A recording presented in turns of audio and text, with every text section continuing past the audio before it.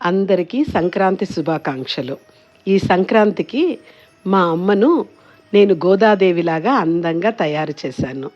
చూడండి, అమ్మ ఈ చీర కట్టులో స్వామివారి శల్యాను రవికలగుడ్డగా అలంకరింపచేసి అందంగా చేశాము.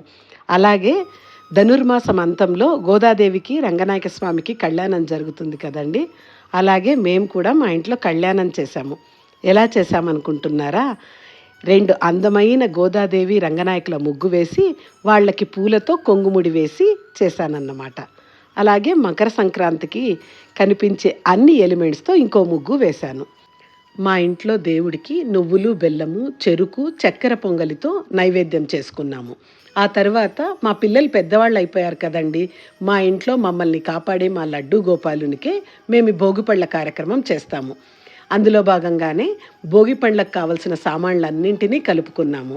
వాటితో పాటు బంగారు నాణ్యాలను కూడా వేశాను. అలాగే వెండి నాణ్యాలను, అలాగే మామూలు నాణ్యాలను, అలాగే వజ్రపు టుంగరాన్ని కూడా అందులో పెట్టాను. అలాగే బంతిపూల రెక్కలు లేకపోతే ఎలా? సో బంతిపూల రెక్కలను కూడా భోగి పళ్ళల్లోకి కలుపుకున్నాము.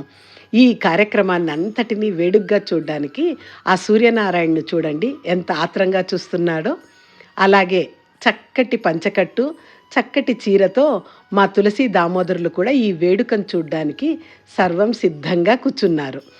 ఆ తర్వాత మా లడ్డూ గోపాలునికి ఇలా మేము బంతిపూలతో చిన్నగా ఒక సెటప్ చేసుకున్నాను. మా లడ్డూ గోపాలుడు చిన్నపిల్లవాడు కదండి. ఇలా అందమైన బటర్ఫ్లై డ్రెస్సును తెచ్చాము. ఈ డ్రెస్లో ఎంత అందంగా ఉన్నాడో కదండి. అందుకే ఈ డ్రెస్ వేసి కూర్చోబెట్టాము. ఆ తర్వాత కర్ణాటకలో ఎల్లు బెల్ల బీరోద్ అనే కార్యక్రమాన్ని కూడా పిల్లలకి చేస్తారు. దీనివల్ల పిల్లలకి దృష్టి వెళ్ళి సంతోషంగా జీవితంలో ఉంటారని నమ్ముతారు. కాబట్టి ఆ రకంగా లడ్డూ గోపాల్కి ఎల్లు బెల్ల బీరాను. ఆ తర్వాత మన ఆంధ్రాలో వాళ్ళలాగా భోగిపళ్ళ కార్యక్రమాన్ని చేశాము. ఇలా మేము ప్రతి సంవత్సరము మా లడ్డూ గోపాలునికే భోగిపళ్ళ కార్యక్రమం చేస్తాము. మా పిల్లలు ఆడుకునే 2 బొమ్మలను కూడా పెట్టి వాటికి కూడా భోగిపళ్ళు పోస్తాము ప్రతి సంవత్సరము. తరువాత ఎర్ర నీళ్ల హారతి చేశాము.